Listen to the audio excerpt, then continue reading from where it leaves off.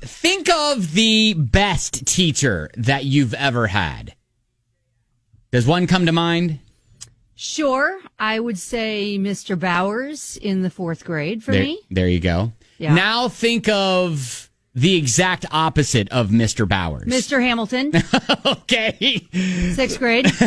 Well, I didn't think you were going to shoot shots here, but I had braces and an arch expander, and he liked to make me read paragraphs about Roberto, and I couldn't really say ours in front of the class. All right. Well, whatever he did, it pales in comparison to our setting the bar story. All right. Okay. Setting the bar story. If you can manage to make it through the day without having your students sword fight in class, you're doing okay. With actual swords? You got it. Oh my gosh. Yeah. Oh, come on now. In fact, after a kid got injured. Yeah. With didn't see that coming. Serious gash on her right wrist. She, I guess, said to the class, "I'm in trouble," and told everyone to delete footage from their phones, no one to call 911, Of course, because they got their phones out and got video of it. When a sword fight's going on in class, you record that, right? Yeah, from NBC Chicago. A local student permanently scarred and disfigured. Those are the claims an Albuquerque family recently made in a lawsuit, claiming the girl's teacher encouraged them to sword fight. Yeah. Sword fight. Why exactly are we sword fighting yet? Do we know why? Is it part of the lesson? Class. She doesn't have full range of motion or mobility or strength in her dominant hand. Yeah, they're talking about the kid who got injured with a sword. She can't move her thumb or her wrist the way that she used to. According to the lawsuit, a chemistry class took a turn after the teacher, Loviata Mitchell, brought out 2 swords, telling students they were props. One was a Japanese samurai sword, the other a sword used for fencing. Yes. What class is this? Chemistry? Chemistry. I don't think they need to study sword fighting in chemistry. You and me both. Mitchell told the students to move the desks, set a timer for 2 minutes.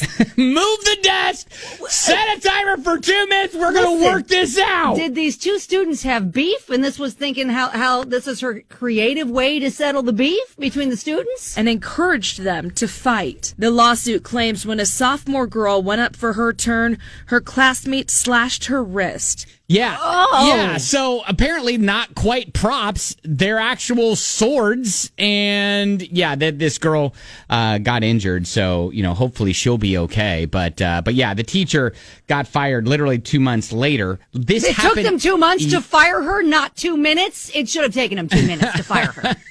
What the heck is going on there? I mean, come on now. Yeah. Well, come on now. Again, we need to do better in the school system. Are you kidding me? How in the world is this not common sense? Well, so again, looking back. No, I'm saying looking back at your teacher who made you read in front of the class when you had headgear. Okay, Mr. Hamilton was not as bad as sword fight teacher. No. He's slightly better. A couple notches above. At least Mr. Hamilton wasn't like, here's a rapier and a samurai sword. Go ahead and work out your differences. And whoever loses, we're going to put them in the town square and then with the guillotine. Yeah. Oh my gosh. That would be a really great follow-up to that. What is happening? Yeah. So look, in the schools? There are so many great teachers who find creative, engaging ways to get students to learn. Absolutely. And then there are not one teachers like this one in New Mexico. So what are we doing in chemistry class? I don't think what is happening.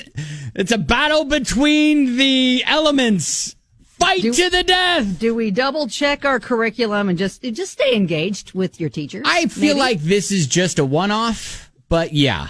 Okay. So again, setting the bar. If you can manage to make it through the day without having your students sword fight in class, you're doing okay. Also, I'm going to need them to fire people like that a little quicker than 2 months. Yeah, that is your setting the bar story.